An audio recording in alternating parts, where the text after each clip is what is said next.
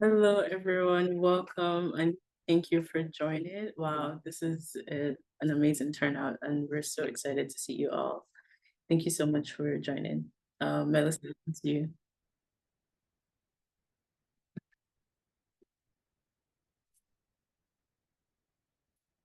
Over to you, Melissa. Hi, good afternoon or good evening, everyone. Thanks to all who came today. My name is Melissa. I am a teacher, I am a mom, I am an auntie, a sister, cousin, and friend. And I have the pleasure to work with Kajanga by leading some workshops for parents and just helping out in any manner that I can. So I'm really happy to be here tonight to go through this celebration with you guys and so showcase. And it's always a dream that we're here today and to be in such a capacity to help our youth, right? They're the future. We really want to make sure that they are going to succeed. Thank you so much, Melissa. Hi, everyone. My name is Zainab. I'm sure a lot of you know me here. And I hold roles as a sister, daughter, cousin, friend, niece, auntie. And I am honored to, support the Adinkra program. And I started as an intern here at IFRADA and completed my project in December 2023. And I look forward to speaking with you today. And I'm also honored to share the Austin with Melissa. Thank you, Melissa. You look stunning. Thank you. Yeah, thank you. Really happy to be here. There's so many faces. So if you want to turn on your cameras, we do not bite. So feel free to just come on in. So it's not just me looking at myself.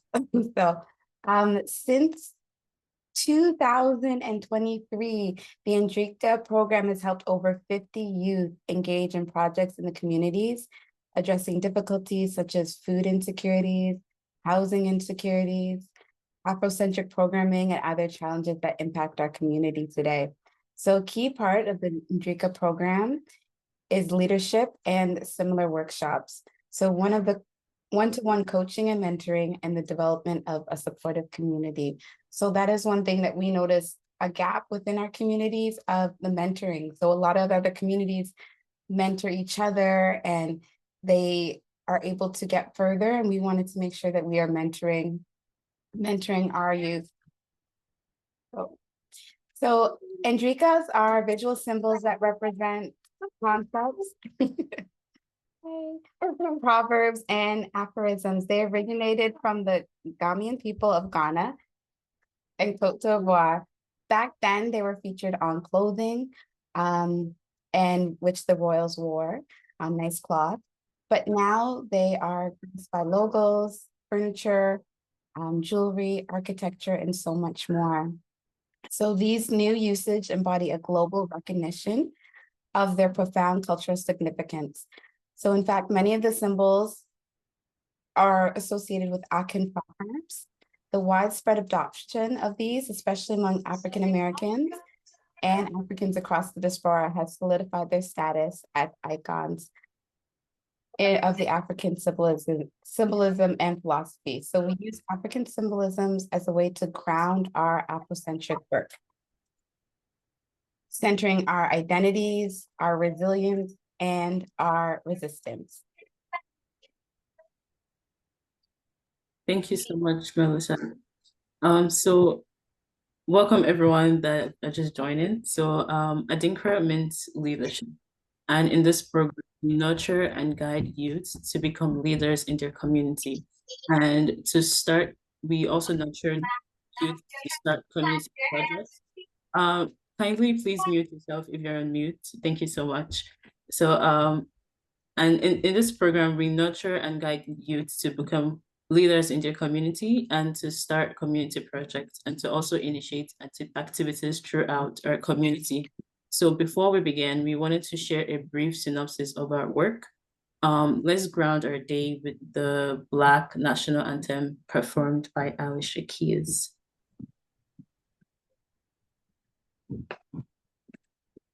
Just share my screen, sharing the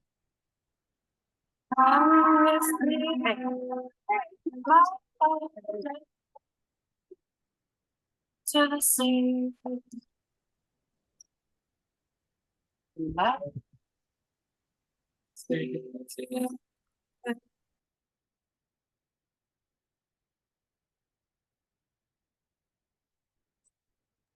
Thank you, tech support, for playing that again. Yeah, thank you so much, tech support. If you guys can please share your thoughts about the video in the comments or in the chat, we would really appreciate that. So we'll go on the next to land acknowledgement, and I would like to invite Tamaya and Louis to share the land acknowledgement with us.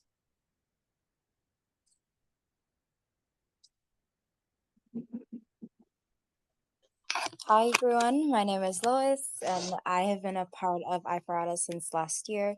I also had the honor to complete a community project with iForAda and Service Corps. I wanted to become involved with my community because I wanted to give back to the community in the same way that it gave to me in some of the lowest points of my life. I know from firsthand experience that small acts of kindness can definitely go a long way.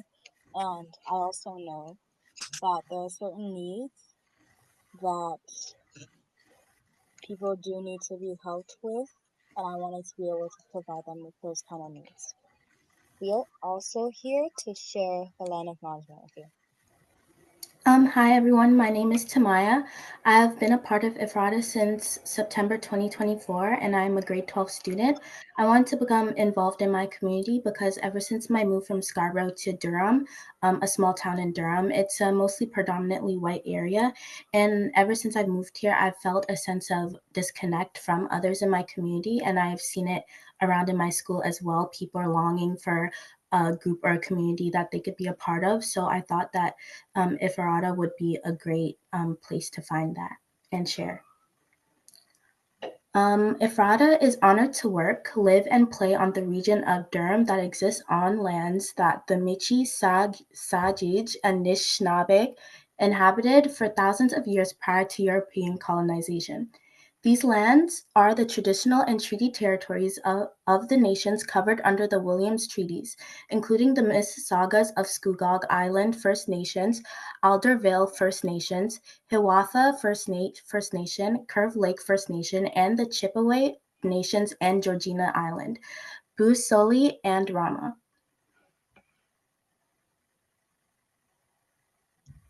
We honor, recognize, and respect Indigenous peoples as right holders and stewards of the lands and waters on which we have the privilege to live. In our efforts towards reconciliation, we continue to build and strengthen relationships with First Nations, as well as the large Métis communities and growing Inuit communities here in Durham. We commit to learning from Indigenous values and knowledge, building opportunities for collaboration, and recognizing that we are all connected.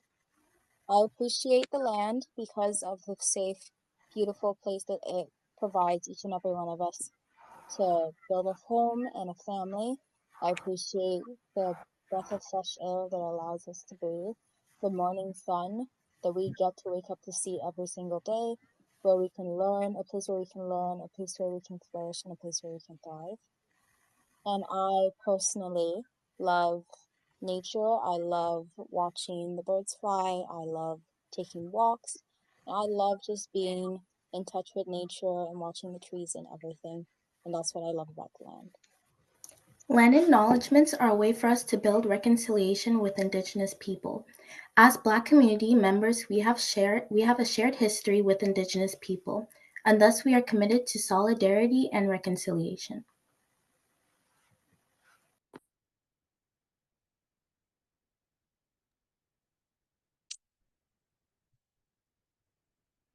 All right, so I will do the Afrocentric land acknowledgement. An important part of our Afrocentric programming is the remembrance of our past and the history that we have survived and thrived. We honor our ancestors, people who have passed away and have contributed to our identity, shaped our learning, and have made an impact in our lives. Today, we acknowledge them. We acknowledge that our shared history has been difficult, but we can imagine a world that is greater, that is better for our future, and that is safe and supportive. Thank you so much. So Afrocentric is also about cultivating joy. So let's lighten it up a little bit and let's play a game. And this game is going to be cooperative, but it's also going to be fun. We're going to be playing Kahoot, and we're just going to be playing a little bit about Black women in history. We always love to talk about Black women in history. So I will start the game here. And I think you should be able to join. See my screen and join.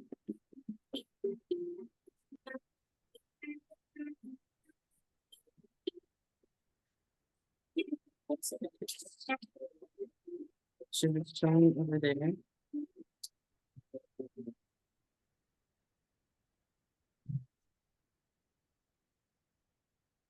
So the game can, I'll Do you share. want to share your screen, Zainab? Oh, that's why. Okay.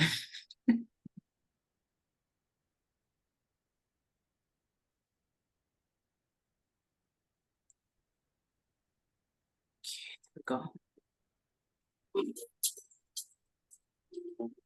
Thank you. Keep joining. We need more people to join before we start it.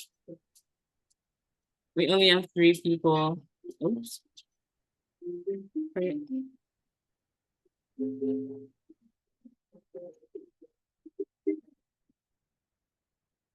Give me 1 second.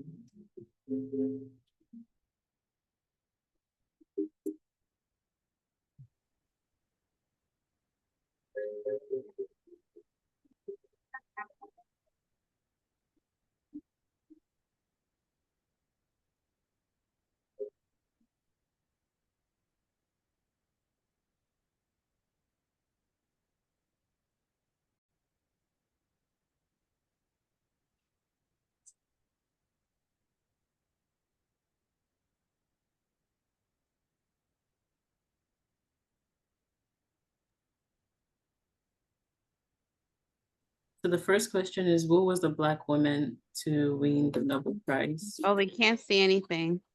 Oh. Sorry. Yeah. Can you relaunch it and share your screen? Sorry. No one was able to join.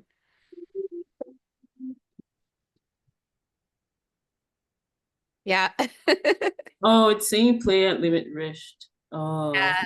Can you restart it maybe? Yeah, I don't think it's that. I think it's Kahoot itself. Oh, okay. I think I only have 3 people limit. I think that's, I don't know Oh, why. really? Yes, exactly. That's weird. Okay. No worries. Okay, If sorry. you want to, maybe we can do the chat. Yes, I love that. Can we do the But you have to show the questions so everyone knows. Yes. Okay, I'll show the questions. Okay, I'll relaunch it again. Sorry about that, guys. I don't know why Kahoot is giving me play at limits.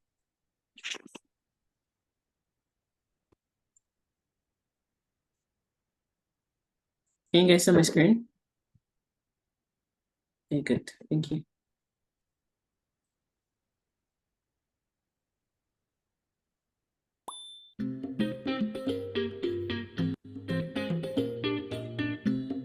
We need 1 person to answer the question.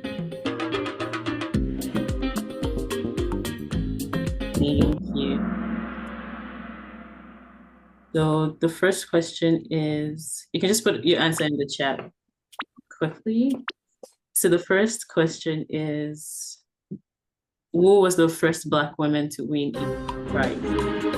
And these are the options. You can answer in the chat. Is it Oprah Whitney? Is it Toni Morrison? Is it Alice? Is it Maya? Put your response in the chat. Oh my gosh.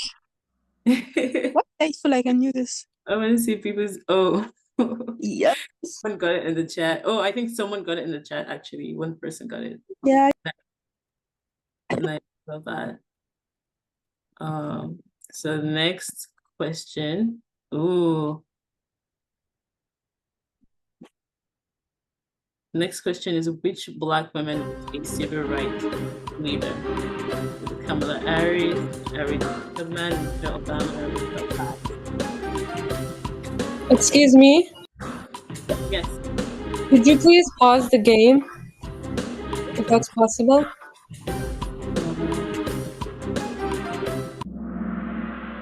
I don't think I'm able to pause it. I'll have to I start don't know over. if it's I don't know if she can pause it. Who is that? Oh, Lindsay. that's me, Lindsay. Oh, hi. I just wanted to say, I wasn't able to join the Kahoot. Like it kept saying It wouldn't let any date of us limit reached. join. Yeah, so we're just typing our answers in the chat.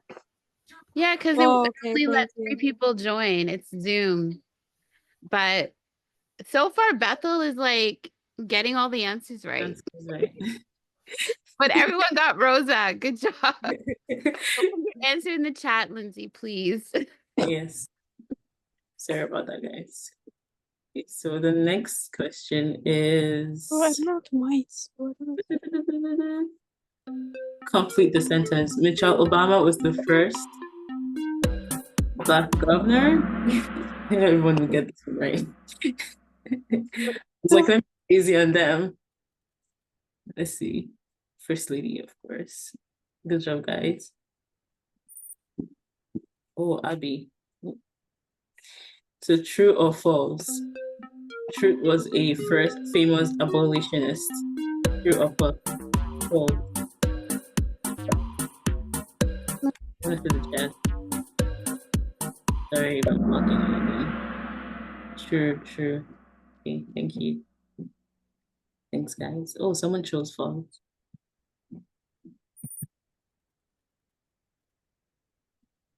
Oh, this is the next question. So basically, it was the first Black female pilot. True or false? Answer in the chat, please.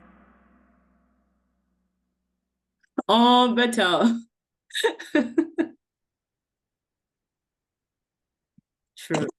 You guys got it right. Oh, Abby. Wow, Abby's doing good. Which Black woman was a famous poet? Maya, Zora, Alice, Honey.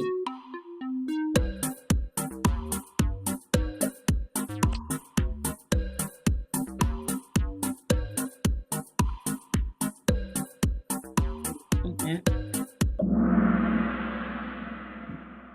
I think majority of them are famous, to be honest.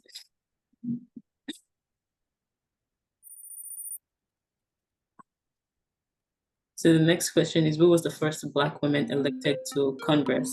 That's in the US.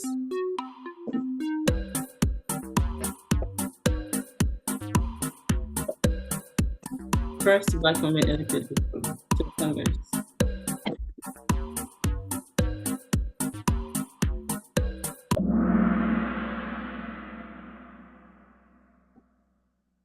Yeah.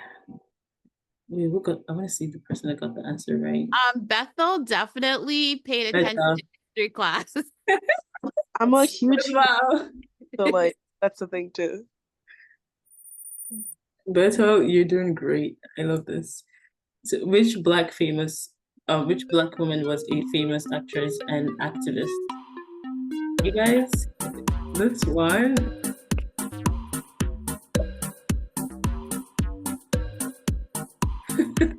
Yeah, all of the above, but I'd say Vala, like she calls herself an activist. Yes.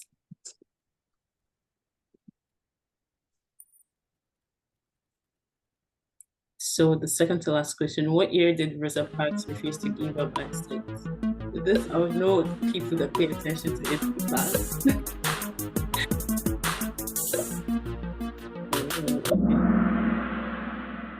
1955, no one got it. That's fine. Okay, so the last question, the last question is, Kamala Harris is the first first Black person and first South Asian person to become vice president of the USA. True or false? I was like, let me go easy on them this time. True. Thank you so much, everyone, for playing. This was definitely interactive and fun. I'm sorry for the not being able to join it on Kahoot, but thank you so much for improvising with me. Yes, Beto, thank you so much. I really appreciate it. Thank you.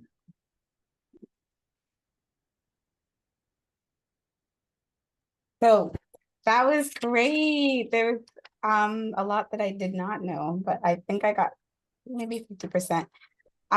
So the Andrika program has supported over 65 youth by granting them, excuse me, sorry, $2,500 to initiate community projects in their community.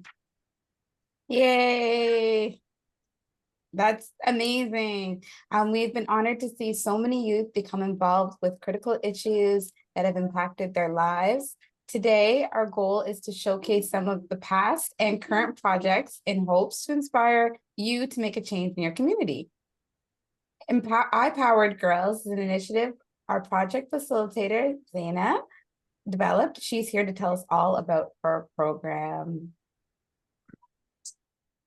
Thank you so much, Melissa. I'm just going to share my screen.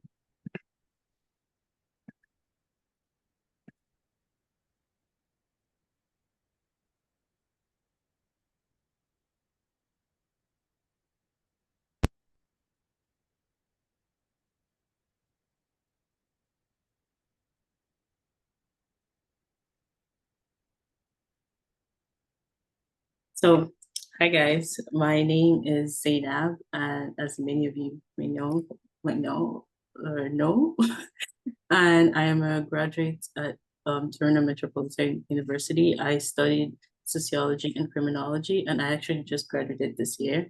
And I am honored to be working as a project facilitator here at iForada. And I'm also the founder of iPod program, and some of the girls are here to listen to this today. So thank you so much, guys, for joining. iPowered program is iPowered program is a 6 weeks online program for girls, and it is aimed at empowering and educating young girls. And iPowered is structured around the issues that the young girls are dealing with, and these issues trauma, balancing school and work, peer pressure, self-confidence, self-esteem, and anti-Black racism. And what we did at iPowered was sharing, our experiences, and iPowered created space for these girls to be able to talk about their experiences, and they also received a mentorship from facilitators as well. And the community gap of why for the community gap I noticed, and the reason why I created iPowered is that it was created for racialized girls that are aged 12 to 21, in order for them to know things and learn different things around transitioning to adulthood. And iPowered definitely promises a safe space for vulnerability, with different experiences kept confidential, because we all have experiences that we're not able to share with our friends, our families, our loved ones, that we just really want to share with someone that we just see as a stranger. I mean, they don't see me as a stranger anymore, and they're comfortable with sharing their experiences with me. And that was the goal, to be able to provide this space for these young girls. And the social impacts of that I wanted to get from iPowered was definitely the self-confidence and self-esteem. So focusing on building self-confidence and self-esteem for them, and also embracing the uniqueness. Also like encouragement for the girls to embrace their unique abilities and love themselves. And I wanted to also build processing and healing, because a lot of them have gone through so many things that I'm not able to talk about, because of course it's confidential. And I wanted to provide tips for them to process and responding to and healing from different issues that they've gone through, anti-Black racism or racism in general. And we also give them at iFrada, we give them the opportunities to develop their leadership, and I've advices offered on school, work, and future goals. So the project inspiration was definitely from the lack of sisterhood. Like when I was growing up, I didn't really have sisterhood as a young girl. So that was one of my inspirations to create I Powered. So the lack of sisterhood bond and a safe space to share thoughts and experiences inspired creation of I Powered. And I really also value I also value mentorship a lot. And it's not something that I got when I was growing older. I mean, I'm getting them now, but it's not something I got when I was growing older. And I really wanted to give that to young girls in my community. So I'm glad that they're able to get that through iPower, and thankful to Adinkra and iFarada for funding that session as well. Also, I the inspiration towards iPowered is the fact that I was able to heal my inner child. Is like I mentioned earlier, I didn't have this when I was growing younger. And these young women also get to become positive role models for others and inspire their peers and future generations from the examples that they see that we give at iPowered. So these are some of the online workshops that we had. Like I mentioned earlier, iPowered is a 6 weeks program that we had in February. And we had these workshops, and these are my beautiful girls over there.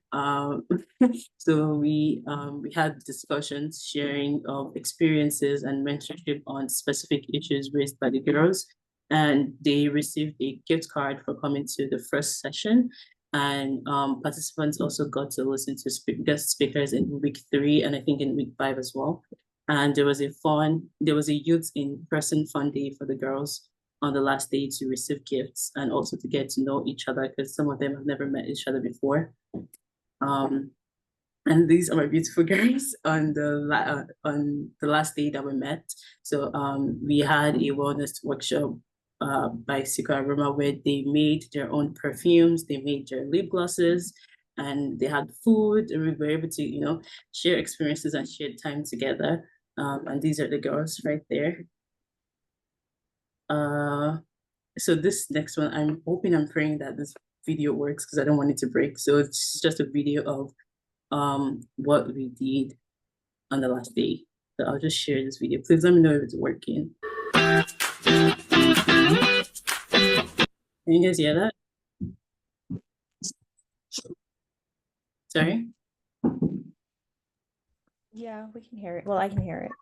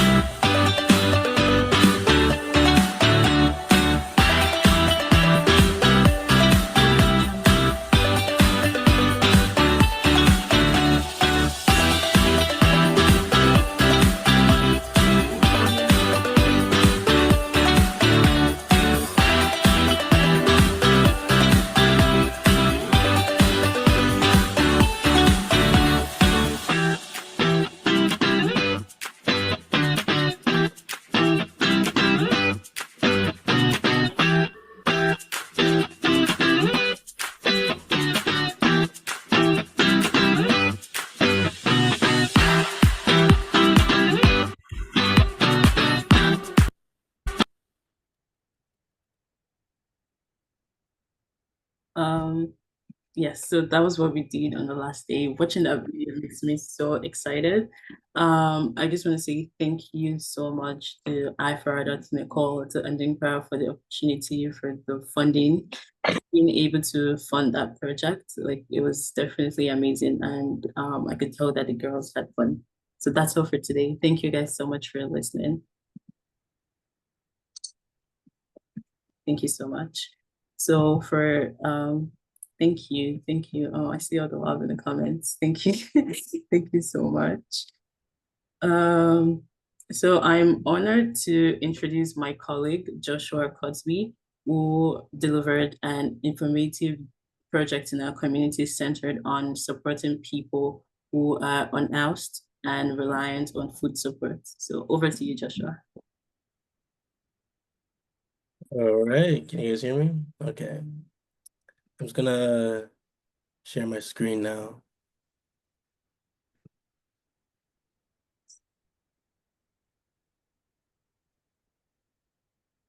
All right.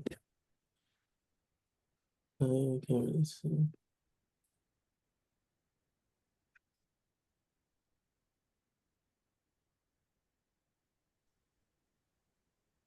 All right. So this is my Adinkra project, and my name is Joshua Crosby. Oh, it's already playing.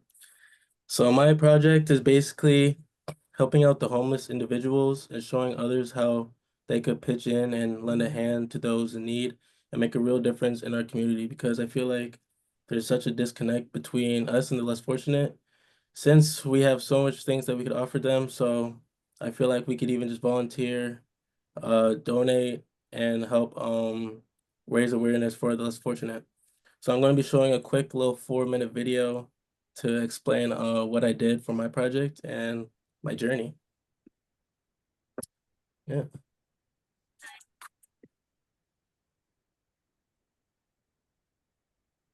All right, today we're going to be going out to the community and going to be helping out the less fortunate, ask them a couple questions just to give them some real support. We're also going to be giving them some money and some food and any resources that they need.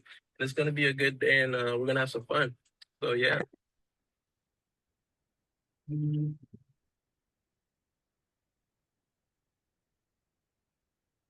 right, so this Tuesday, I'm going to be interviewing some people from the Durham Outlook Reach Community Center. Me personally, I volunteer there every Tuesday, and it's a really good chance to build relationships with the less fortunate. So I'm going to be asking some questions on how we as people can help our community. My name is Logan James, and I'm a volunteer supervisor here at Durham Outlook for the Needy. Here we help serve our patrons who are less fortunate and hungry, and we serve with a smile.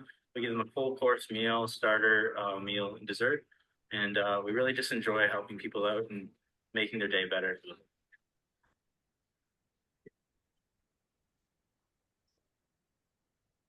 All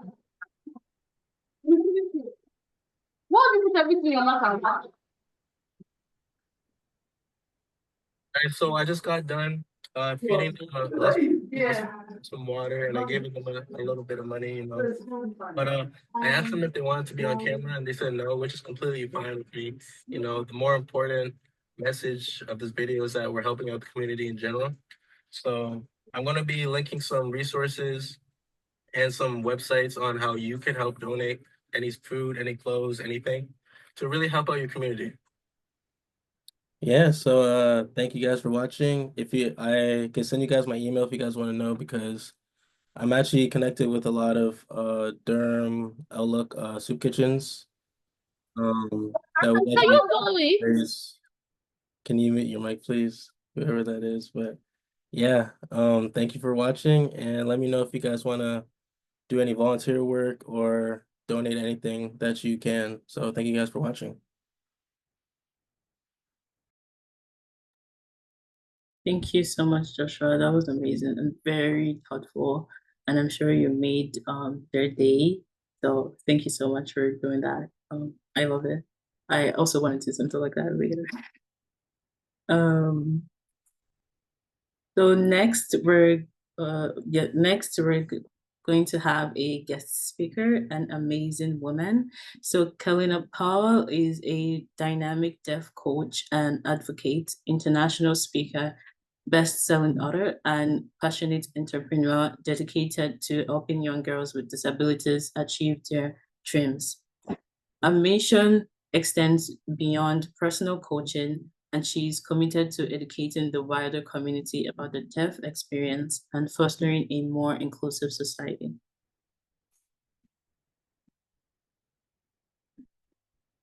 Kalina's journey is nothing short of extraordinary. She lost 100% of her hearing at the age of 4, a challenge that would have deterred many. Yet being heard of hearing Yet, being heard of hearing has not stopped her from pursuing her aspirations. She earned a bachelor's degree in psychology and a postgraduate certificate in mental health and addiction, equipping herself with the knowledge and skills to support others on the journeys. Join Kalina as she empowers leadership, overcoming life struggles, youth empowerment, and community unity. Over to you, Kalina. Thank you for having me. Hello, everybody, young, beautiful ladies on here. I'm so excited to be here. And yes, I'm just like you, young adult here. And thank you for the introduction. So I'm actually going to play a little bit of game. So please have the chat with you right now. I'm going to ask everyone to put in the chat how old they are before I start speaking about myself. I just want to have an idea how old am I speaking right. So we got 17. All right, bring up the numbers, you guys. Bring up the number. I want to hear it all. 17, okay. Okay. 30, okay. Anybody else? 24, perfect. Okay. Okay, so we got a good number here. Okay. Okay. Nice. Okay, keep it going, keep it going. Because I know there's a lot of you guys on here today. All right, cool. Okay, good, good. Okay, so I have a good number. Alrighty. Okay. So yeah, so that's about me. So I'm an international speaker. So I do speak all over the world, honestly. So and I'm also an author as well. So I do actually have 3 books. So I got this book here, this first one. Then I have my personal book, which is right here. So this is actually my very first book I published on my own. It's just about me being deaf daily basis. It's a very poetry book. And then I just launched this book with all the deaf individuals all over the world, which is pretty cool. You can check out all my books on Amazon. You can find it there. Okay. And as well, I'm also a coach for young adults with disabilities and those without disabilities. All right. So I have something for everyone here. So if anybody wants to become an entrepreneur, yes or no? Thank you. Thank you. Does anybody here want to become an entrepreneur or has an idea? Thank you guys. Thank you. Anybody? Okay, let's bring it in. I love talking about entrepreneur topics. This is my favorite topic of everything. Yeah, 3 books was a lot of work, okay? Ladies, like, it was a lot. It was a lot of work. It was a lot. I couldn't do it. I don't know how I did it within 3 years, though. Okay, anybody else want to become an entrepreneur? If you can just trap in the chat, yes or no. I just want to have a good mix of numbers. Okay, so I know some of you probably have questioned your life. You probably don't know where to go. The first step of, I guess, the real world, I would say, and undecided. That's okay if you don't know, and that's okay. A lot of time people think that they need to have it figured out. Due to the age I saw, it's okay to not have anything figured out. It's so hard to question your life. What do you want it to look like? For me personally, when I started my journey, I had no idea what I wanted to do. If you were to tell me when I was 20 years old, by the way, I want some of you to guess my age. I want you guys to guess my age. Guess how old I am. 25, 25, okay, 21, okay. Still 20, lol. Okay, okay, okay, okay, okay. Well, you guys almost got it. I'm actually 27 years old, so I'm not too far from you guys. No, I'm not 24. I wish I was 21. I'm joking. So honestly, I'm 27. I was 20 years old when I started this journey, to be honest.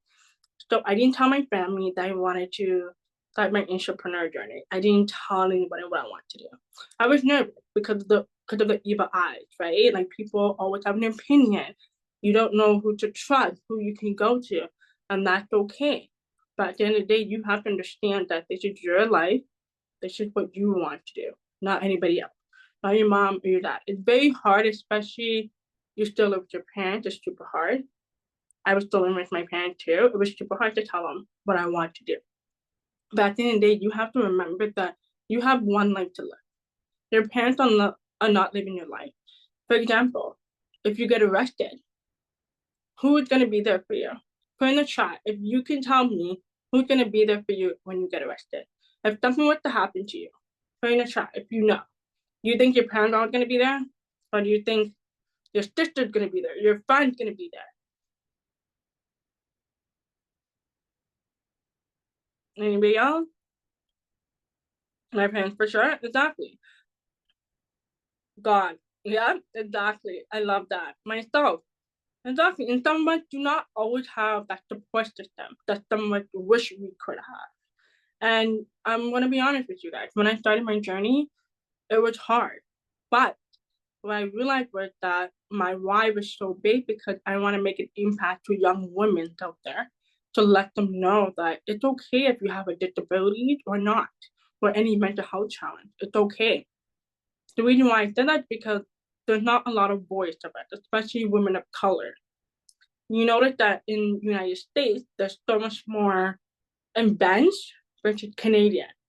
I realized that a lot because I do travel a lot in the United States for all my business. I'm barely in Canada, not so much.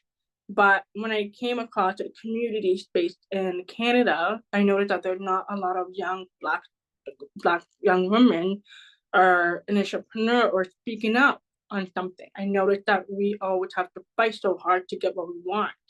And that's something I learned is that I don't want you guys to go through that, right? And that's why I'm creating my platform to educate people, especially trying to bring the American states here in Canada, trying to see how we can do better for all the community, for all of you young ladies here. And it's so hard because, again, Canada can be small-minded, but again, it's not very diverse for the Black community because it's so hard for some of us to come up. And for me, some people will look at me and they're like, well, you look mixed, or you look, Spanish, or you shouldn't be doing this. Put in the chat, yes, if this ever happened to you. You feel like some people looked at you different, where you question yourself saying, I'm not different than you. Right, exactly. The majority of us probably had. And that's something I had to go through a lot during my entrepreneur journey as a woman of color and a woman. It wasn't easy, to be honest. It was not easy. I did struggle a lot in the beginning because I didn't know how to get my stuff to the top, right? How do I get there? How do I get my voice up there? How do I continue educating people about the Black community, the mental health that has been impacting in that? And that's something I learned the hard way was that not everybody is always going to be there for you, right? Sometimes we only got ourselves to be moving forward. And that is life sometimes. But I always encourage each one of you who is here listening is to always keep going and moving forward, because life don't stop when you stop, right? Life always goes on and goes on. For example, when I started my entrepreneur journey, before I started it, I realized something. So one of my guiding counselor, it's very emotional story for me to talk about to this day. And she said to me, I cannot be a doctor because I am deaf. What would your response to this situation, lady? Put in a shot and let me know, what would you say to your guidance counselor? Would you, yell at her back and be like, this is unacceptable? Would your heart be heartbroken? Would you know what to say? Would you know what to do?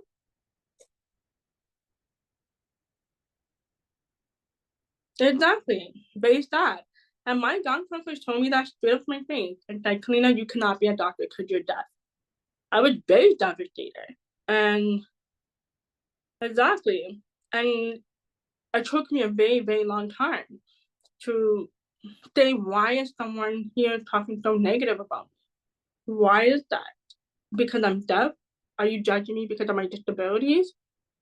Why is that? And for a very, very long time, I was in a dark mode for like probably 2 months after that happened. And until then, I did not tell my family until I got my university letter. My mom opened it and saw what they said, and they said, wait, you did not get accepted? Why did you not get accepted? And I told my mom, and I said, I don't know. She disrespected me in the office and said I cannot be a doctor. So what happened was when I went to my guidance counselor and I told her what happened, and she's like, oh, I totally forgot to put your grade in for post-secondary. So I got rejected by 3 different universities because of her mistake. Yeah. Yeah. It was horrible. It was horrible.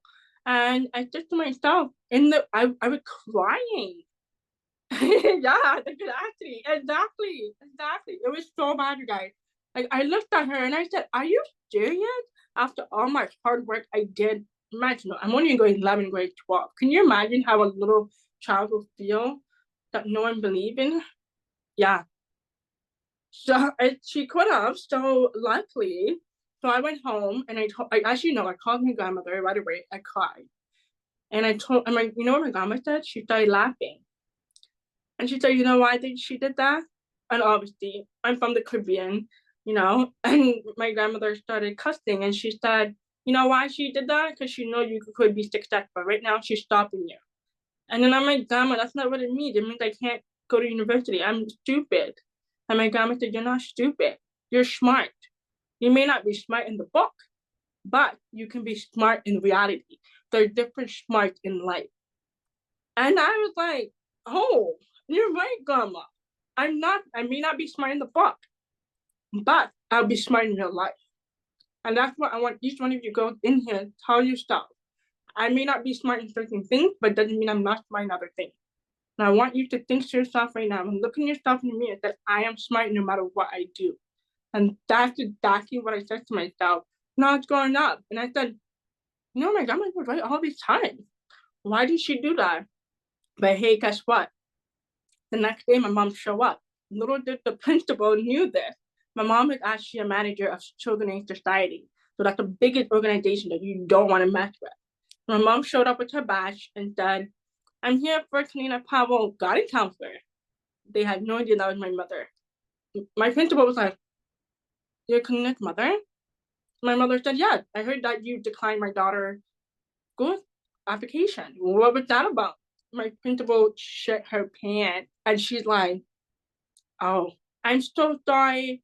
I forgot Kalina did. So this is what she told my mom. She told my mom she forgot that I had 2 last names. So my last name's hyphenated with my grandma.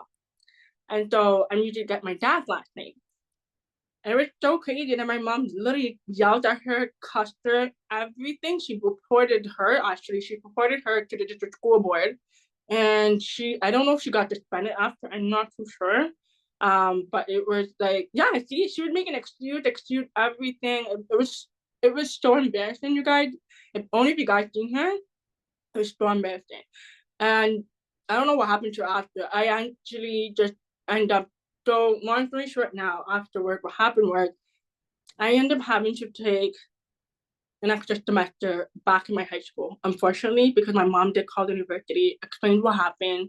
The university straight up told my mom, unfortunately, it's too late, there's nothing we can do. And so my mom was upset, and unfortunately, because it was already too late to transfer me into a different high school to make sure that doesn't happen again. So I took my year back, the same high school where I did not want to see her. So what my mom did is she put in a request in for me to have a different guidance counselor, not the same one.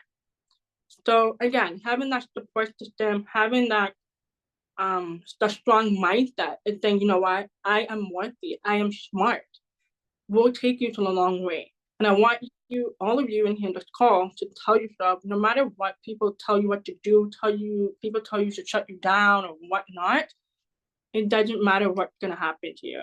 Because at the end of the day, when things happen, who got you? You, right? You got you at the end of the day. No one's opinion matters. And that's something I had to learn with my guidance counselor. And it really did taught me a lot in the later life, where it actually leads me to university. When I got accepted to my university, the second semester, so I ended up going to York University in January. And so I got accepted. I was happy. I was like, hey, great. I'm in university. I'm actually the very first person in my family to graduate from university. So this was very, very, very special for me and my family. And that's why I pushed myself so hard to get to where I want to be, because I knew I was going to be the first generation in my family to make it that big of a difference. And thank you. And it was very hard. And, and it doesn't matter what life takes you. And I just want to say, because we're all so young, I'm 27, I'm in the same boat as you guys. Doesn't matter, I'm super successful, I'm doing that. Doesn't matter. I've been through exactly what you've been through in life. I'm going to tell you something, one thing. Do not allow your past to define who you are. Some of you may have made a messy mistake in the past, but do not make it a mess. Do not make it a mess in the future. Don't bring it with you to the future, especially if you want to change who you are. It can be hard to change who you are in the future, but do not make that one person, just like my guidance counselor, shut me down. Can you imagine if I allowed that guidance counselor shut me down? Where could I be? I would not be here right now if I listened to my guidance counselor. What do you guys think? Do you guys think I would be here right now if I listened to my guidance counselor?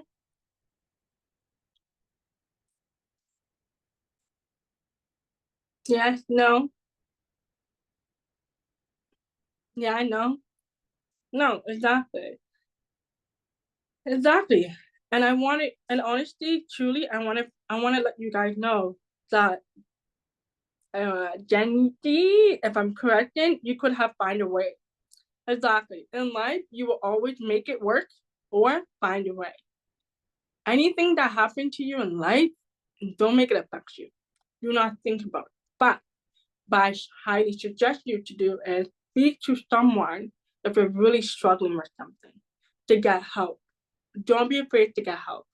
And that's something, because of what happened to me in high school, I never asked for help anymore. I was scared, I was devastated. I didn't want someone to look at me as a deaf person. I didn't want someone to feel sorry for me because I'm deaf or because I'm asking for help. And believe me when I tell you, when you put your guard down and a little bit just to be open, that, hey, you know what? I need help with something. But if the person don't want to help you, there's always going to be someone else out there that's willing to help you. And this is why you have this great space right now to help you to succeed. Whatever it is you're going through, at least you have this community. I never had that. I did not have that. I was so busy fighting my teacher, my principal, because I could not get access to my accommodation. I was not able to get what I need to get. And it was so hard because, again, my mom did try to let me have a normal lifestyle, but it was too hard because, again, not everybody was educated about my disability. And it was very tiring to always consistently be advocating for myself. It was tiring. And I never knew what it was like, right? And I honestly thought my life was done. I really thought my life was done. I literally thought my life was done after my guidance counselor. And when I got to York University, I thought this was going to be happening to me again. And luckily, I had a great experience at York University because of my disability counselor. I explained to her and I told her straight up what happened. I said to her, are you in this for the money or are you in this to help me? And she looked at me in the face and she's like, what happened to you? What happened at the school? Like, I don't understand. What happened? And I explained to her, this is what happened to me. And I told her straight up, I didn't mean to be racist or anything. I said to her straight up, listen, I'm a woman of color. Either you're with me or you're not with me. I'll find someone else. And she looked at me and said, no, Kalina, I'm with you 100%. I'm with you. Whatever you need, let me know. And you see what I just did that? I did that. All of a sudden, everything changed. She was with me through all my 4 years of university. 4 years of university. She makes sure my professor understood my accommodation, and as well, she knew what I needed.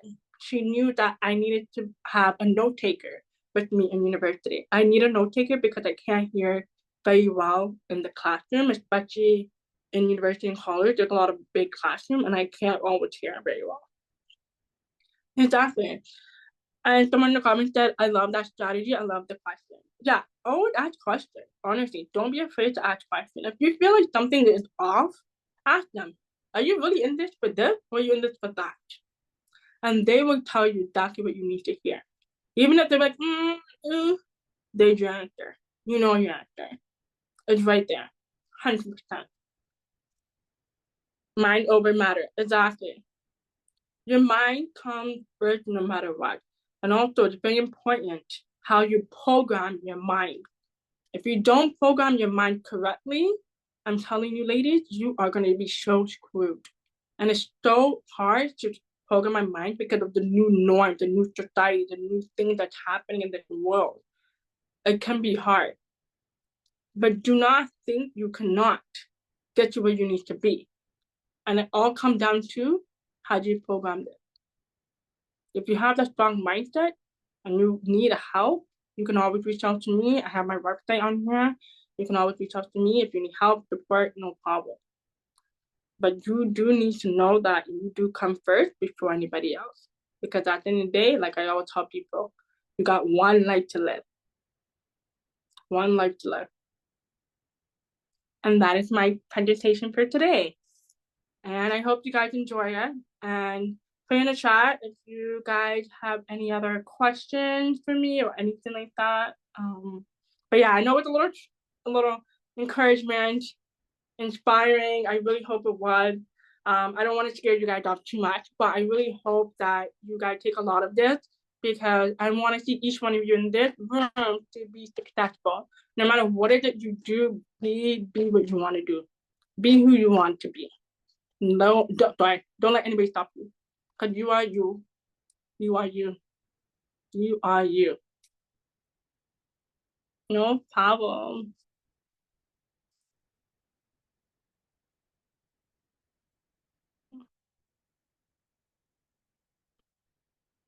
Thank you so much, Kalina, for your facilitation. That was amazing and inspiring. I'm glad that we were able to hear because I was able to hear bits of it during our one-on-one meeting, and yeah, I was very inspired. And you're amazing. You're an amazing woman, and so glad that everything worked out for you. And we're so honored to have you today. And so before we close, we wanted to engage everyone to ask questions they may have for Kalina. So if you have questions, oh look, she's so excited. She loves questions, okay? Yeah, bring the question, lady. Don't No, be shy. Ask me please anything, whether bring dating or them. anything. Keep them coming. If you have questions for Kalina, she would definitely answer them. So you can unmute or type your questions in the chat, or you can send them to me directly if you don't want if you want it to be private. So does anyone have questions for Kalina? That was very inspiring. Oh, sorry, Janelle. Hi, Kalina. Thank you so much for taking the time out to share with us your journey. It's really inspiring and definitely a question I have for you. 3 books. Woman, you are amazing. Okay? 3 books. How? Just one. How did you get started? How can, if we're thinking about like publishing a book ourselves, it could be about our own journey and struggles. What's the first step? What should we do? Honestly, the first step is get started. Grab your iPad, grab a computer, get started. That's number one. Number two, find a mentor. Find someone who also wrote a book, but also someone who's an editor. That's important. That's number two. Number three, stick to your budget.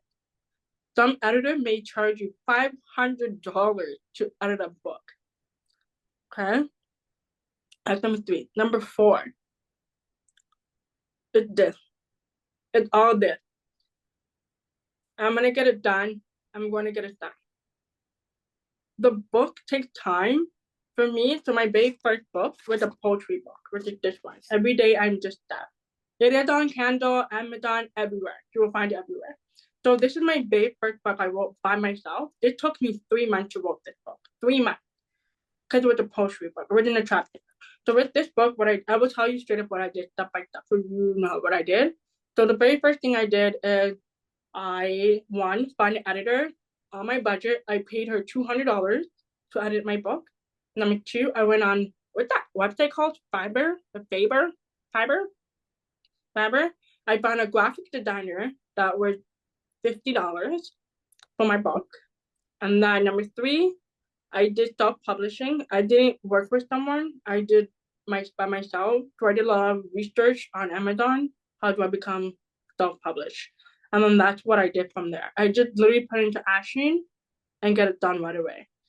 And that's it. But do not wait too long on writing your book, or else you're not going to do it later. So give yourself a timeline when you want to write your first book. And the other two books that I wrote was actually a collaboration book. So everybody had to write like 2 or 3 pages. So it wasn't too bad. So I didn't really got to do much with the 2 and 3rd book. Yeah. Hopefully that answers your question. Yes, it does. Thank you so much. Okay, perfect. Okay. Anybody else have any other questions? Yes, someone at the chat was asking if you have your book available on Kindle. Yes, so my book is also on there and on Amazon. The physical hard copy if anybody wants it. Thank you for sharing. Does anyone have any other question? Question. Yes. Oh, there's one again in the chat. How is York University in general, staff and students? Do you guys want me to be honest, or do you want me to be a little? You tell me. What you guys want? The Honesty. truth, or you? Okay. I get it, guys. All right. Okay. So honesty, the best honesty. Okay, guys. Okay. So when I was at York, my very first year, it was confusing, because the classroom was all over the place. Like you will go to classes outside the main building, the other side of the campus. So that's the one thing I do not like about York. It's way too big for me, and class was all over the place. And number two, the staff were okay. The staff was not bad. I just wish the staff was more, I guess, more open to do a lot more one-on-one session with clients, with students, because a lot of them don't have the time to do office hours. A lot of the office hours are like 20 minutes or 30 minutes, unfortunately. What I love about York is the party. So if you're someone who's life of the party, who actually want to enjoy life, York is to go to, no offense. But it's nice to have the very diverse culture of a state, because there's a lot of international students. There's a lot of international things. That's what I like about it. And there's a lot of like activities, like communities. So they do have a lot of like chess club. They have like a lot of Caribbean and African. They have their own session, which is kind of unique. What was I doing? I don't know. I think I was doing something mixed with the Caribbean, the African, like a play or something. They usually have that event to happen, and I was actually part of it by mistake. I didn't even know what it was. And I'm like, yeah, I'm gonna join it. And then, for those who probably noticed by now, I'm a bubbly person, so I like to do things and I like to be active. But overall, I love York. I had a good experience. I never really had a bad experience with York. Honestly, I would say I like York because it's lit. Like, I'm not lit. It's actually lit. I like it. But yes. Okay, so another question. Okay.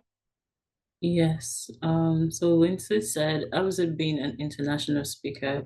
How did you become this? And she said, great job. Okay, so for international student, international speaker. Sorry, guys. What am I doing? Okay, so for me, honestly, it happened by mistake. So when I became a speaker, it happened by mistake. What I mean is that, so I went to a networking event with a friend of mine. He's like, Kalina, I want you to come because you talk a lot. I said, okay, cool, I'll come. No big deal. And so I happened to meet this lady, came to me, my hair was in a ponytail like that. So you could see my hair in it like that. Like my confidence is super high with my hair in it now. And she came up to me, she's like, Kalina, you're hard of hearing, are you deaf? And I'm like, yeah, how can I help you? Imagine, I wasn't trying to be rude, okay, you guys, I wasn't trying to be rude. I'm like, yeah, and How can I help you? Right? And so she's like, no, sorry to disrespect you. I didn't mean it that way. I'm actually a principal for a deaf school in Toronto. I said, no way. And she's like, can you be a speaker for my students? And I said, oh my God, this is what I always dreamed of doing, being a speaker for deaf students. And so I told her, yeah, of course, I will come join. And she, I don't know what she did after I done my speaking with the school. She literally connected with me with so many principals who are in the deaf school, and especially a lot of the deaf schools in the United States actually reached out to me because of her. And that's actually how I became an international speaker.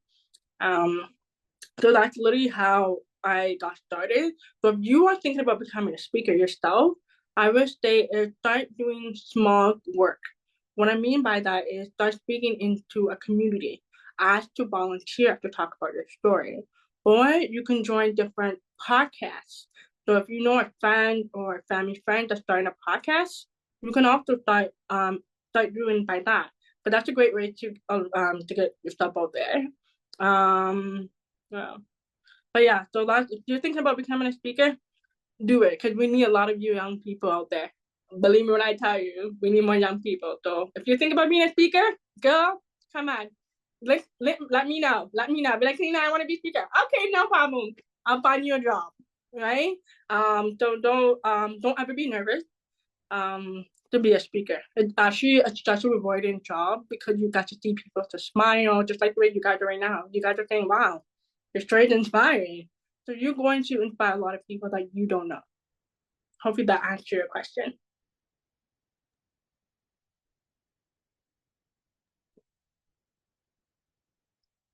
Thank you so much, Galina. I have a question too as well.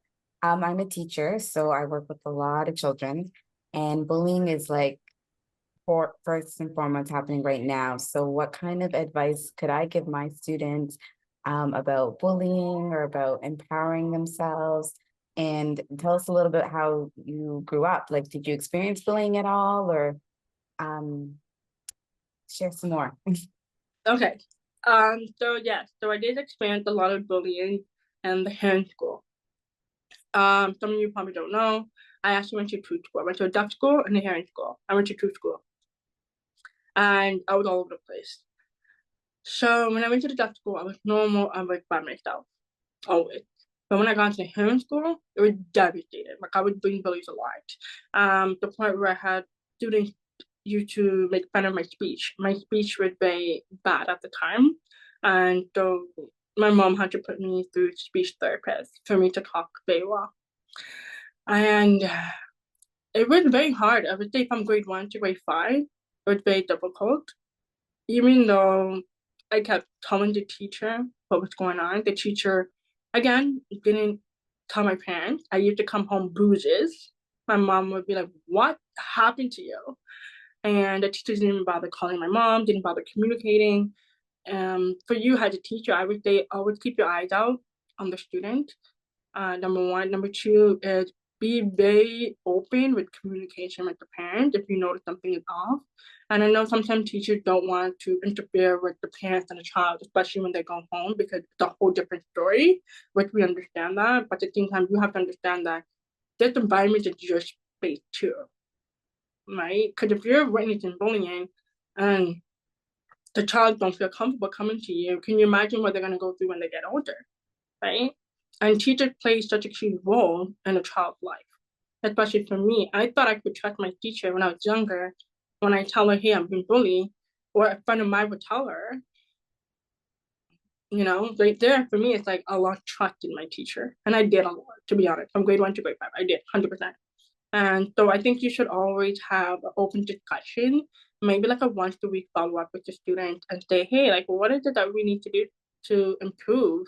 And anybody here face, educate them, It doesn't have to be a long 1 hour conversation just because bullying is such a big topic now. So try to capture it down less than an hour, 20 minutes with the student and try to speak to the students about not just bullying, but also different activities with the bullying. Make it fun, be creative with that. That's what I would always recommend every teacher, creating activities for the children. Even if you can, like once a month, create like a buddy partner. if you know that two students don't like each other, put them together. Put them together. Could happen to me. So there's one bully I have, and my teacher purposely put us together. And she's like, you two need to go along. And I was nervous, and I was like, oh my God, he's bullying me. And no, and my teacher seriously had a conversation with both of us and said, you two are meant to be friends. And then I was like, and then me and the bully looked at each other and we're like, we're meant to be friends? Are you crazy? And so she gave us an activity to do. And we had no choice but to do the activity together. It was more like, what was it? It was just one activity. I forgot what it was. It was something about like the book club or something, and then you have to like go to the library together, right? You guys can't go by yourself in the hallway. So that would, I would say that's one of my strategy I tell a lot of teachers to do, but come up with very creative activities for the student.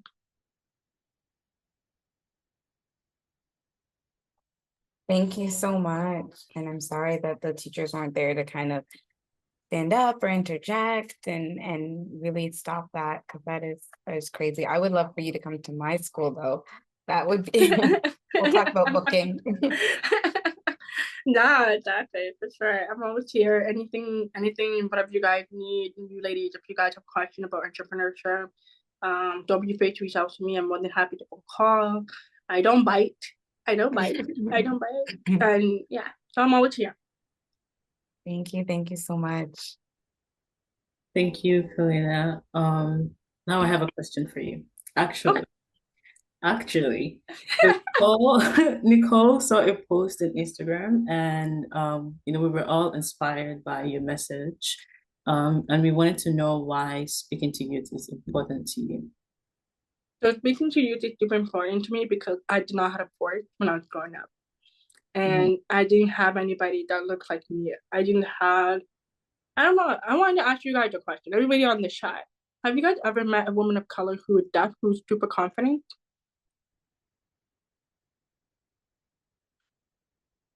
That's why I'm doing what I'm doing for the youth, to let them know that there's someone out there that looks just like them, whether they disability or not.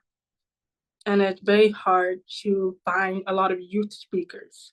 And that's why I'm telling everybody on here, if you're thinking about being a speaker, please do.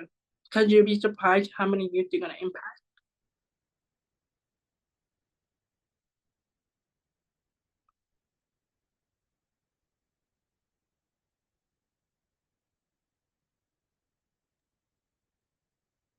Exactly. Reputation matters.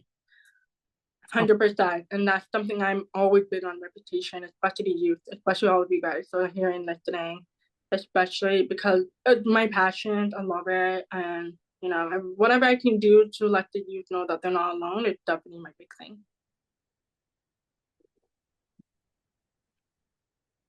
Thank you so much, Galina, for answering. Over to you, Melissa.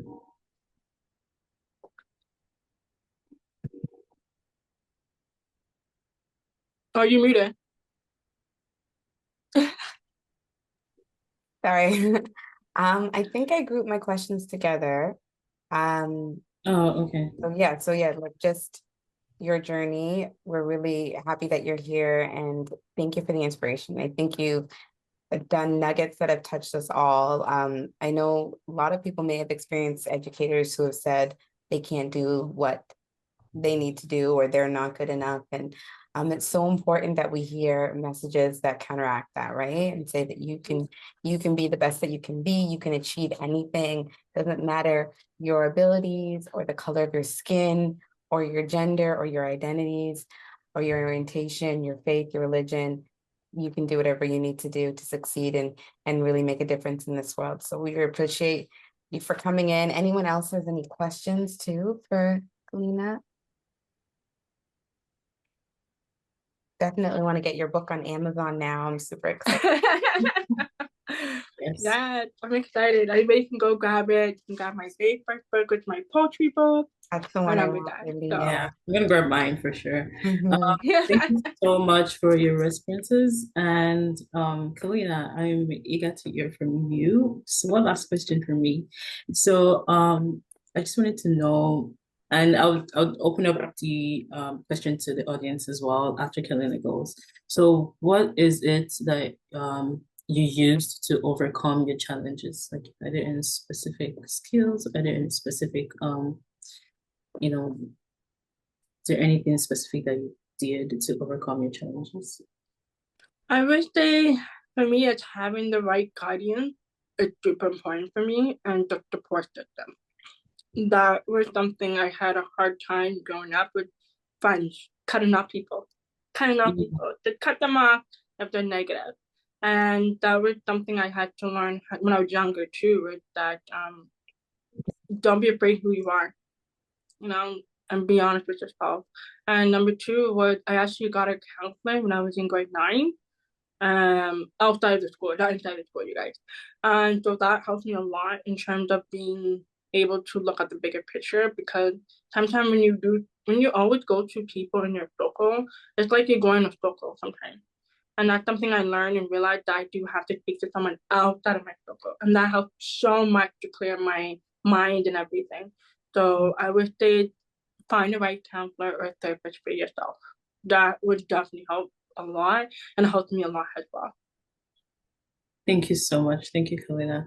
I'd like to throw out the questions to everyone here as well, to the audience. Can you please share your own, suggestions on what you do to overcome challenges? So what are the things you do to overcome challenges? You can unmute, you can write in the chat.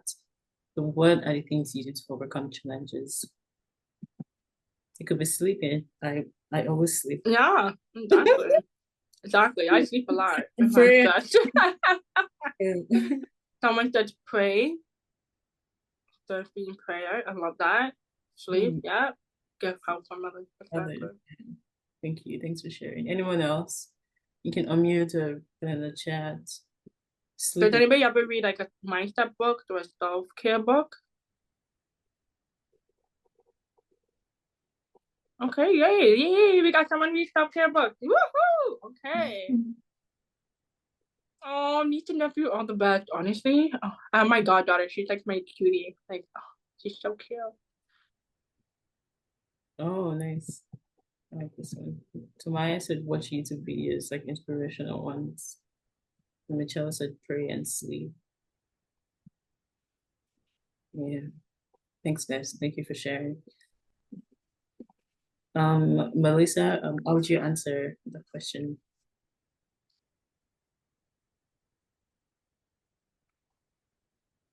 Sorry, I'm mute. Sorry. Sorry, what did you say? Yeah, I was just wondering how you would answer the question of what do you do to overcome challenges? I am therapy and prayer. So I'm the balance of both. Definitely. We need that therapy. It's someone outside of our situation weighing in. It's so good to bounce ideas. And then I think that prayer it's my go-to. I'm like in school. I'm like, please, Jesus, don't let me lose my job today. So it's like a lot of that. Thank you so much for sharing. I'd say the same for myself. Like when I go through things like this, I pray, just like a lot of people said in the chat, pray and sleep, because can't go wrong with it. Okay. Yeah. Whatever you do, you can't go wrong with anything. Yeah. Okay. Okay. Do what's best for you. Yes, exactly. So I pray and I, sleep, and I would definitely encourage all of us to do whatever we think works for us, to overcome challenges. Thank you so much, guys, for participating. So next on and thank you so much, Kalina, for your time. This was very inspiring. It was very encouraging. We love, your story. And we definitely would love to hear more. I see people are clapping, so I'll do it out loud for them. We love it. And please, yes, Mr. Melissa said you have inspired her. And please get Kalina's books. I'll also get one. I'll definitely get them on Kindle. So thank you so much. Thank you. So next, we'll be doing another showcase of youth presentation. I would like to invite Louis Atolagbe to, present on a project. And a project aims to bring a little taste of home to new refugees in Canada. Over to you, Louis.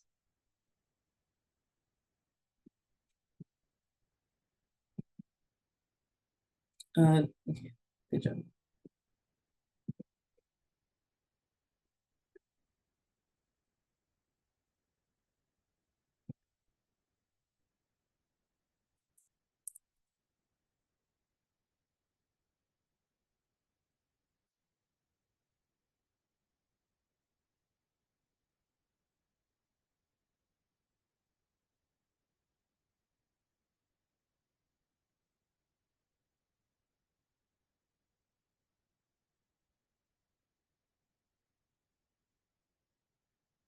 Louis, let me know if you need help with anything.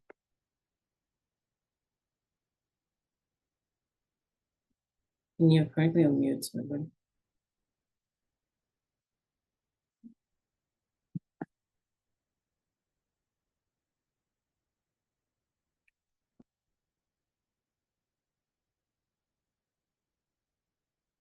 oh, okay. You can send your presentation to me, to my email, and then I'll share the screen and share it for you. Sorry, we're just having a little bit tech, tech stuff.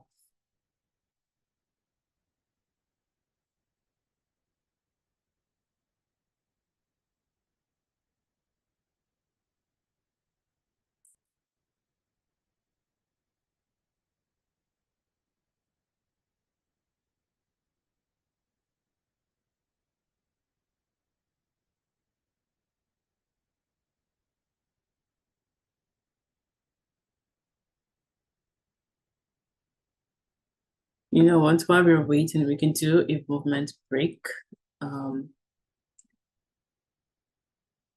Yeah, we can do a movement break while we're waiting for Louis' project to be on.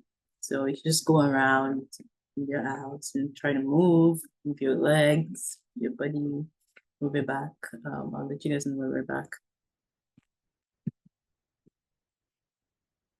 Please don't leave.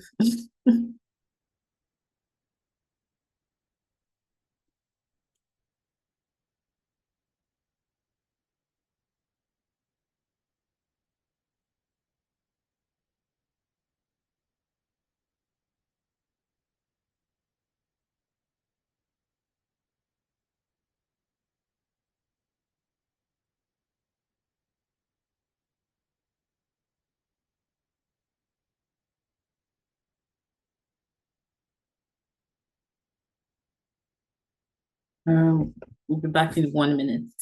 1 minute, 1 minute. Then Louis will be able to share project.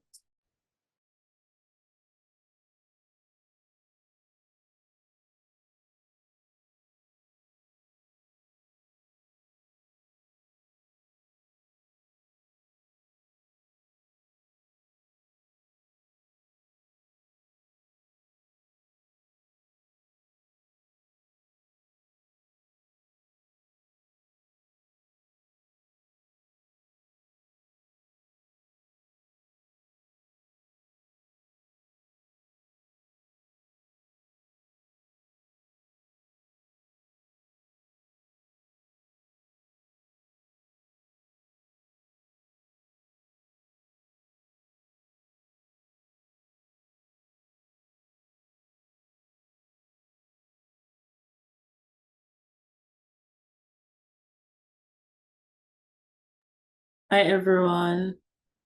We can get back now. We have the projects ready. We have the slides ready. Hope you enjoyed your, few minutes break.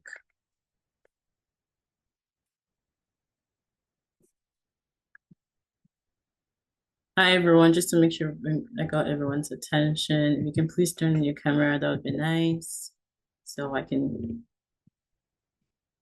be sure that you're back. We don't want to miss Louis's projects. I'll just give everyone a minute to join, and then I'll share the slides.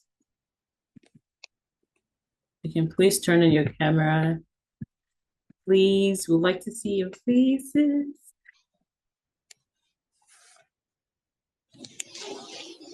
Okay. Louis, I'll share your project and you should be ready to go.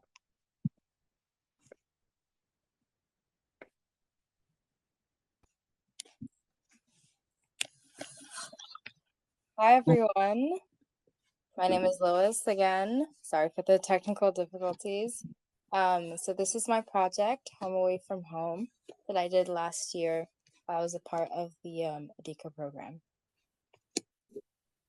Just a little bit about me. My full name is Oriofeolua Lois Atalagwe. I'm currently a grade 11 student at Monsignor John Prima Catholic Secondary School. I was born and raised in Nigeria, and I've been living in Canada with my family for over 5 years now. So, Home Away from Home is a project that aimed to provide cultural foods for 10 Black identifying newcomer families in Canada. Throughout Durham region and Canada as a whole, there was a large increase in the population of newcomers in need of daily necessities and provisions. But of course, the government could only provide for so many people, even though they were doing their best. And one of the most important necessities for newcomers that I noticed was food, which is why I made it the focus of the project. So part of the reason that I was inspired to kind of I was inspired to focus on food for this project was my experiences firsthand. As a newcomer in Canada, I faced a lot of challenges, and there were a lot of things that I had to adjust to, a lot of things that I found to be new. Like the weather was much colder here than it was in Nigeria, and there were a lot of different people that I hadn't met yet because I lived in a predominantly Black country. So coming to Canada where there were Black people, there were white people, there were Asian people, it was a very new and different experience. And it was actually very exciting, but it could also be very scary because it's the new and it's the unknown. And I was pretty young then. I think I was 11. Yeah, I was about 11, 10-ish years old. So it was like partly exciting, partly scary, but it was kind of difficult. And one of the most important things, one of the hardest things to adjust to really was the food here because of how different Nigerian and Canadian cuisine is. And it was like through that experience that I realized just how important food is as a part of your identity as a person and as a part of your culture.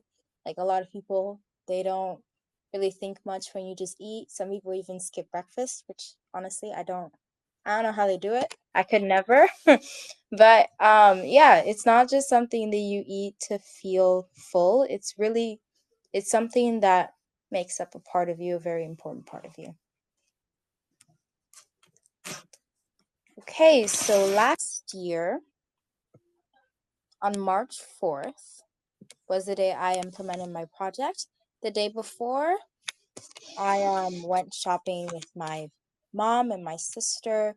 We went to Costco and a Walmart and a new African store in Oshawa called Naomi's African Food Market. In total, it took about 5 hours to buy everything because we were providing for 10 families. And the following day because it was a Monday, I went to school, and once I came back, like my family, they were already packaging all the foods and splitting it, dividing it, because we kept everything in the fridge and the freezers overnight. And honestly, it was at that moment that I really appreciated my family's support, having that support system, having like everyone all hands on deck helping me with the project. It was very nice. It was very heartwarming for sure. It really helped me see the importance of having that support system for sure. And one thing that I really loved about this project was the opportunity that it gave me to provide people with some of the things that I wish I had at that stage in my life. And it really made me reflect on my experiences and feelings of fulfillment and accomplishment that I gained from the experience was immeasurable. I really loved it and I really enjoyed it. As you can see in the first picture, there's like me and then my mom's car with all the food in it. It was a lot of food. I honestly don't know how we all of it fit in there. And the second picture is where is the building where we kept everything with the food in it and the rooms and everything. I actually partnered with the CDCD to connect with the families and to like kind of coordinate like a location and everything. And the woman in the picture next to me, she was the head of the food donations and everything, and she really helped me like connect with everyone that I needed to connect with and organize a space and a time and a date. And even when like we hit some difficulties, like sometime like towards the end, there were some people who couldn't make it, so we like had to figure out transportation and like how to get the food to everyone so that it wouldn't spoil because they didn't really have room to keep everything in. So she was really helpful, and it really showed me like the importance of kind of networking and getting to know the right people and also having a good support system. She definitely was very helpful, and I really appreciate her support.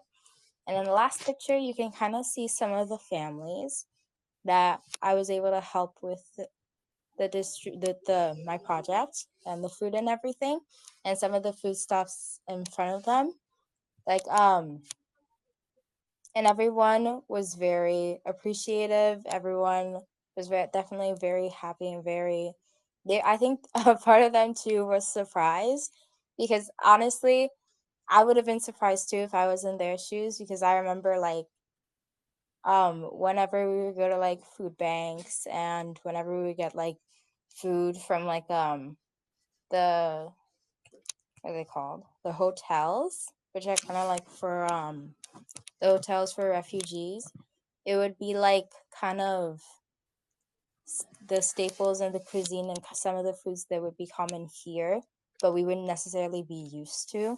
So so it was very nice seeing like their eyes like light up in surprise, and like pleasant surprise seeing like the foods that they were familiar with that they may not necessarily be able to get here because like African stores are very far away and some of the things might be expensive. Maybe they don't have like the storage for it with the freezers and fridge and everything. So it was definitely a pleasant surprise for them, and it was nice to be able to like see them really get what they need. And everyone loved it, and we all had a great time. So I just want to thank the iForada team again for the wonderful opportunity on behalf of the families and myself. We really loved it, and it was great.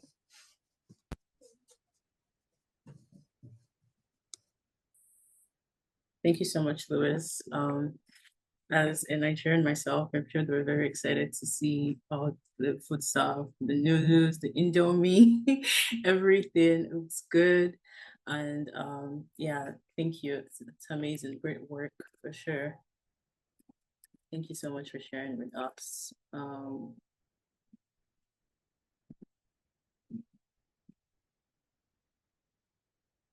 Yes, so there are a lot of like encouraging messages in the chat. So thank you so much, Louis.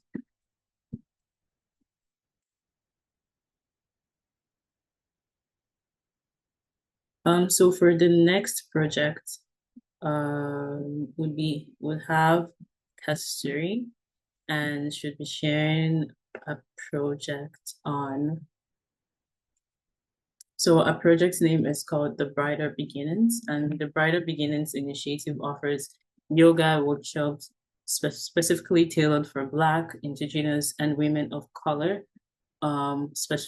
who encounter financial obstacles that hinder their ability to engage in diverse wellness activities.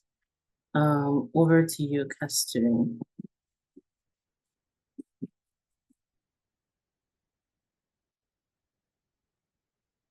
Yeah, I do have a separate slideshow, so I don't know if I can maybe use that just because I have pictures and videos from our project. Yes, sure. We'll just stop sharing this and then you can share your slide.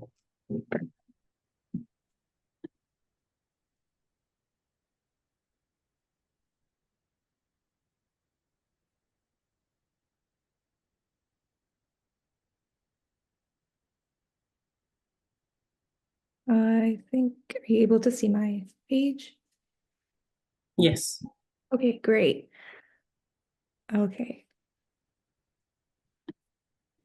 Okay, so hi everyone. My name is Cass, and my project is called The Brighter Beginnings. We did rebrand to the Care for Change project, so we are now called the Care for Change project. But when I started with Adrinka, my project was the Brighter Beginnings project. So just a little introduction about myself. I am a recent global health graduate from McMaster University. I did my undergrad at the University of Toronto. I did my bachelor's of sciences, and I'm a wellness advocate and someone that really cared about helping out my community, especially for women and children facing marginalization. And I got this opportunity with Adrinka to, host a project that I was really passionate about. So the Brighter Beginnings project is aimed to improve the health and well-being of Black, Indigenous, and women of color, which is known as BIWAC. And this was a very important mission, not only for myself, but for my community, because as a BIWAC individual, I had experienced a lot of gaps in terms of finding inclusive resources that are not only affordable, but also accessible, and not only the services, but also resources in the healthcare field. So this is why I dedicated this project to creating these safe spaces where women of color can kind of share it to speak to, make sure that their dialogue and voices are heard, but also have a space where they can practice their own self-care. So why did I think this was important? I thought this was important to build community for the most part. And I believe that through our project, we were able to not only build a community, but also continue to grow our community. So I think that is an amazing move forward with our project. And again, like I mentioned, there's a lot of gaps, and not only in knowledge, but also resources and services, which I wanted to make sure that we can create these safe spaces for our BIWOG individuals living in Ontario. So the project itself encompasses two parts. I was privileged enough to interview incredible BIWOC individuals in the fields of finance and wellness, and they had given us a lot of advice and uncovered their journeys and shared a lot of empowering words with us. And moving forward, I'll show you a video of all the individuals that we interviewed. And the second part of my project was a yoga and Pilates workshop. And this was specific for BIWOC. And these workshops were held in The Village, which is a BIPOC yoga studio, as well as Downward Dog Yoga Studio located on Ossington Avenue. So these were the incredible women that we were able to interview. And you may ask, why is it important for us to host or do these podcasts? Just how important it is for us to do yoga and Pilates and movement workshops. It is important for our voices to be heard and make sure that people understand the importance of health and healthy active living, and giving them resources that are not accessible to them, like wellness workshops and things like that. So this project itself is mainly to empower our community and give them an educational resource that they can go back to even after being in these workshops. So that's just a small clip of all the individuals. We hope to continue interviewing people in the future. And so this is a small clip of one of our yoga workshops that we conducted at the Village, and it was done amazing. We had about 20 individuals come in and practice yoga with us on a Saturday morning. And the reason why we did this is mainly for one another to network and build that community and reduce their stress and just relax from such a hard working week. So that's why we usually host our projects on the weekends. So thank you so much for listening to my projects. We have a lot of new projects coming up in the future. You can just go onto our Instagram page. It's called @Care for Change Project. We do have a boxing workshop coming up soon on this Saturday. And thank you so much, Ifarada, for giving me this opportunity to host these workshops and do these podcasts. So thank you so much. Thank you, Kasturi. That was amazing. I watched a video on, yoga sessions, and I wish I was there. Wellness sessions, like, yeah, it was really nice. Oh yes, can you please share your Instagram? For sure. Yeah, so we can all watch the podcast. Yeah, exactly. It definitely, yeah, it looks relaxing for sure. Yeah, it was. Yeah, we do have a lot of workshops coming in the future show. So if you follow Oh, us, nice. up to Please date. share with us, of course. Please share. And Nicole said that we would love for your team to do a yoga session for the conference. So if you're up for that, please should send an email, and it'd be nice.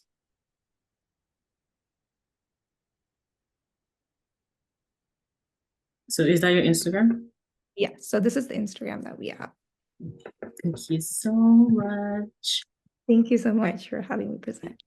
Thank you so much. Really appreciate it. And so thank you, everyone. First, I want to thank Melissa. Thank you so much, Melissa, for joining us tonight. It's been a pleasure.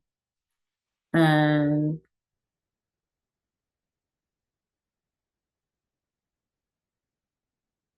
Sorry, I'll say a few words. It was such an honor for me to be here. You guys are doing amazing things in the community. I am just honored to just be in your presence, and I love to see where everything goes and how far we can take this for sure. thank you so much, Melissa.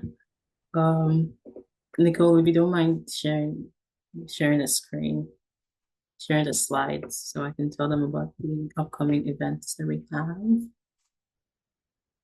So we have our last youth advisory meeting tomorrow at 5:30 p.m. Please join in. You know me, I'm gonna send you emails. I'll send you reminders. So please join in to join last youth advisory meetings. It's always really nice. It's always insightful. You'll be able to share your ideas, and yeah, we work on your ideas as well. So we're planning on having a youth fun day, and we look forward to gathering together on December 23rd, 2024. Have anyone seen the movie Trapped? Can you put in the chat if you have seen it before? The movie Trapped. Or you can just mute. No? Okay. Anyone else? Okay. So that's why you have to be there on Monday, December 23rd, at 4 p.m. at Trapped in Ajax, Ontario. Oh, it's scary. So join us on Monday, December 23rd for a fun day, and you definitely meet new people. You try escape rooms, and you get good food. So anyone's welcome. You can come with your friends. I'll share the form again, and send an email to thank you guys when I send a thank you email. I'll share the form as well. We have a lot of people that have registered, so we hope to see you there.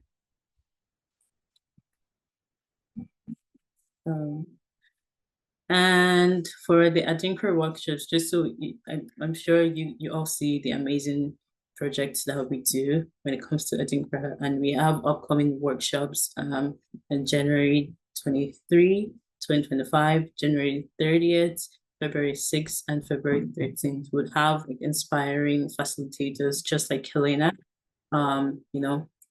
tell us about their story, give us, teach us about leadership, different things. And during that time, we'll also connect for one-to-one meetings, and also dispersing the grants, so like giving out the grants as well during that time. So please make sure you stay connected and book a one-on-one meeting with me, please. I love to see your faces. Please book a one-on-one meeting with me. because we need to talk about your project, and then you get your grant to do the project, just like everyone else, just like you've seen today during the presentations. And next, we have the youth conference coming up. Oh, Bella, okay, I'll send an email to you, or I'll put it in the chat soon. So I have a link where you can book my one-on-one meetings for sure. We have a youth conference coming up. I'm super excited about this one. Like, I'm so hyped about it. I'm really excited about this. And the youth conference. So the youth conference is a transformative event designed to empower youth by amplifying their voice and providing a platform for advocacy, leadership, and community engagement.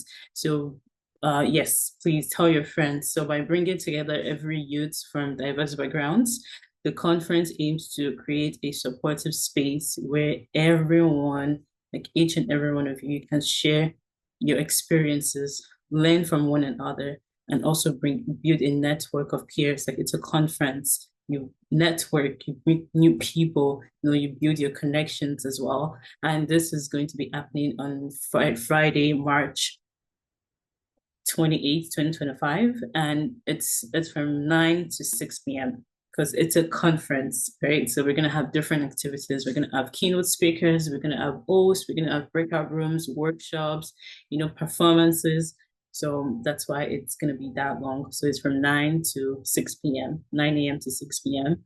And please, if you have any contacts or principals that we can reach out to, organizations that we can reach out to do our outreach, please send it to me. My email, and I can put my email in the chat as well. And this is happening at the Ajax Audley Community Center as well. And lastly, we have I'm hoping that's the last one, but lastly, we have the Mezi Film Project. So for those that have been joining the Youth Advisory, you know what the Mezi Film Project is. So it's youths interviewing adults and elders, and elders telling us about their life experiences, the challenges that they went through, how they overcame the challenges. And right now we're requesting for elders willing to appear on film, on video, and youth interviewers. So if you know any elder that would be interested in this, please reach out to me. I'll put my email in the chat. We definitely have honorarium for the elders. And if you would also, as a youth, if you would like to, oh, nice, thank you. As a youth, if you would like, yes, if your dad, if you're interested, your grandparents, your aunties, your uncles, please reach out to me, because we need, we're requesting for elders. And if you know any, please reach out to me in my through my email, and we definitely have honorariums for them as well. And as a youth, if you would like to interview elders and you think it's fun for you, please reach out to me as well. We have a couple of volunteers already, and yeah. Thank you so much. Thank you for joining. Thank you for listening. Like, I'm so excited right now. Like, thank you guys for joining. The turnout is amazing. And thank you for all you do with Adinkra. Thank you, Nicole. Thank you, Adinkra team. Like, this is amazing. And we hope to see you guys for the workshop next year. And please stay connected. Enjoy your holidays. And yeah, we'll see you. Thank you so much, Melissa. Thank you, Nicole. I don't know if Nicole has anything else to add, but that's it from me. Thank you, guys. Thank you so much for having me. Keep doing the great work in the community. I love it. Thank you so much. Oh, sorry, one last thing. So there's a diversity check-in form that we need to fill. I also send that as a message, an email, since people are leaving already. So we need to get that filled to get our grants. So thank you so much, guys. Have a good night. Thank you.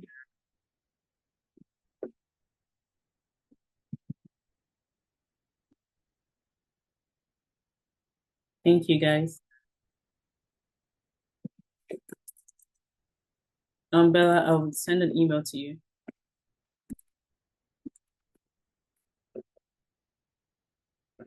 Thank you so much, everyone, for joining. Thank you. Thank you, Bella, Kamaya, Tamaya, Emmanuel. Oh, thank you. Bella said she loved this session. Thank you so much. You too, you too. Have a great day.